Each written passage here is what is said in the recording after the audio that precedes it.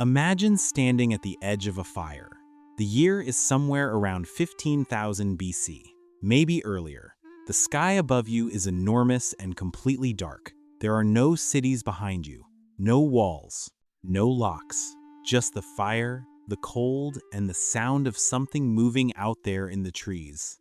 And then you see it, a pair of eyes reflecting the light, watching you, low to the ground, still. Most animals would have run or charged, but this one stays. And for reasons that science is still trying to fully explain, you don't throw a rock at it, you don't scream. Something in your body, something older than language, tells you to wait.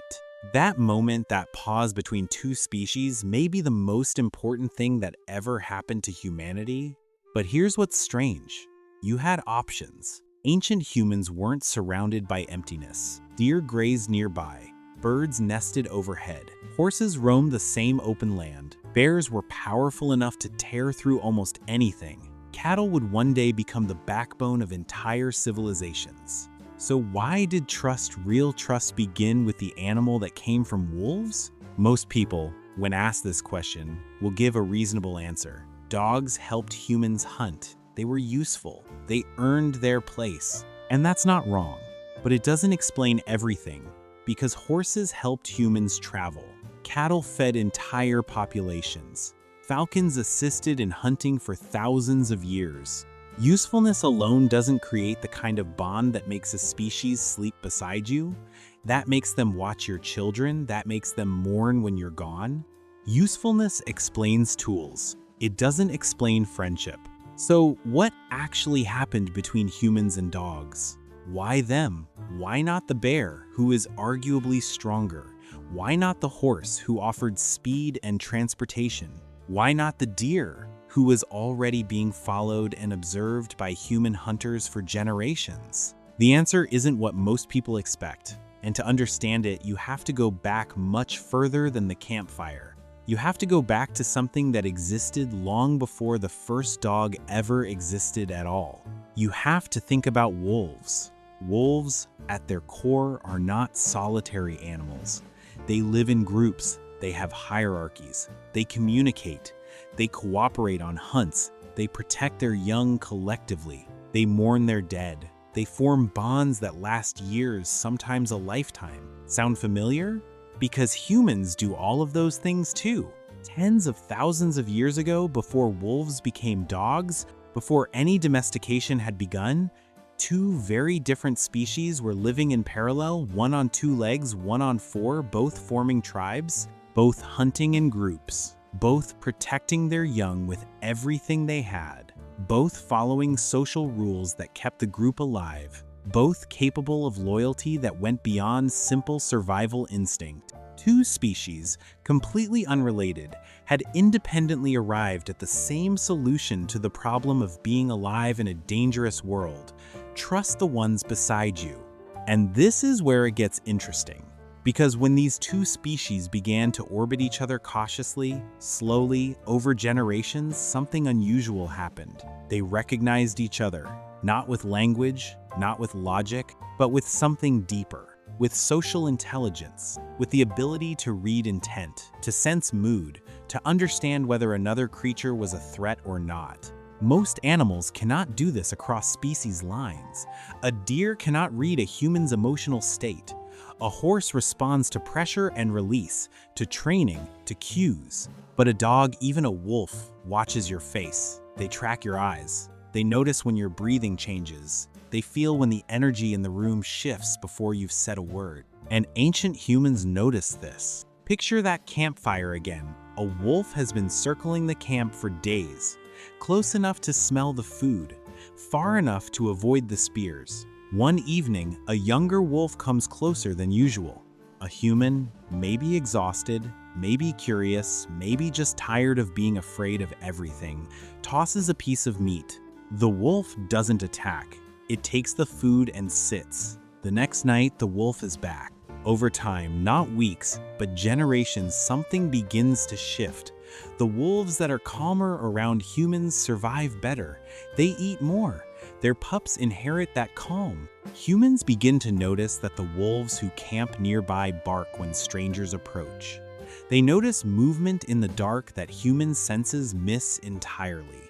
The wolves who are afraid of humans don't stay. The ones who aren't, they do. Neither species chose this consciously. Evolution chose it for them. But here's the part nobody tells you.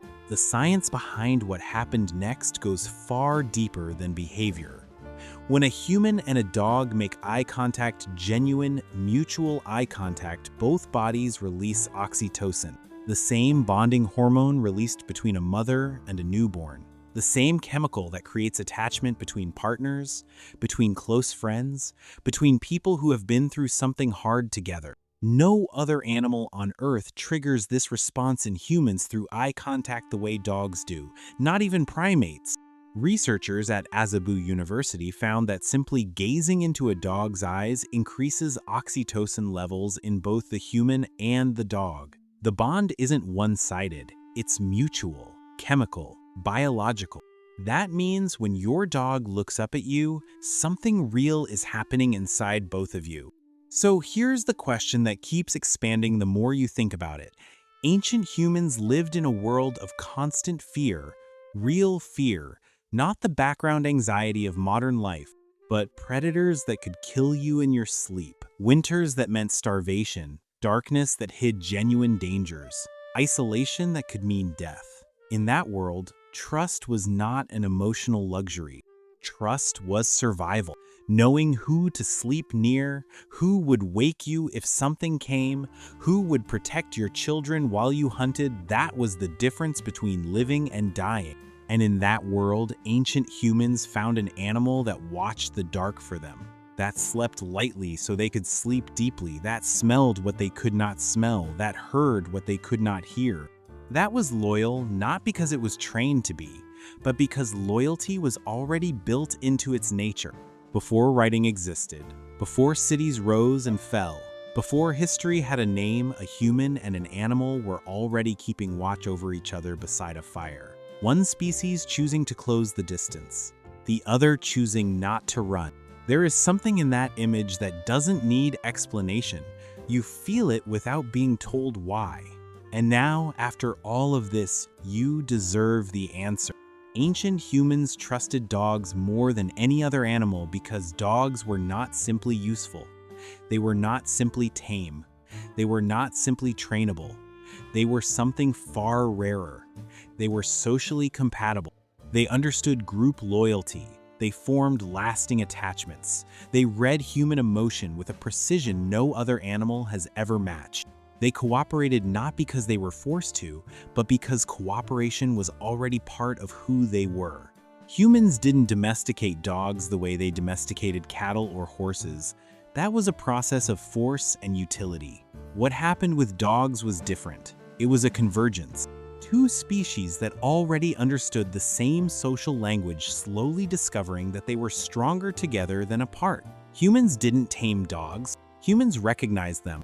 And that recognition, that mutual sense of being understood by something that has no reason to understand you, that is what created the first true friendship between species. The reason your dog sleeps near your feet tonight. The reason they know when you are sad before you say a word. The reason they run to the door when they hear your car, that is not training, that is not habit, that is something that was built over tens of thousands of years beside fires that no longer exist, between people whose names we will never know, and animals that chose to stay. The first friendship didn't end. It just found its way to your living room.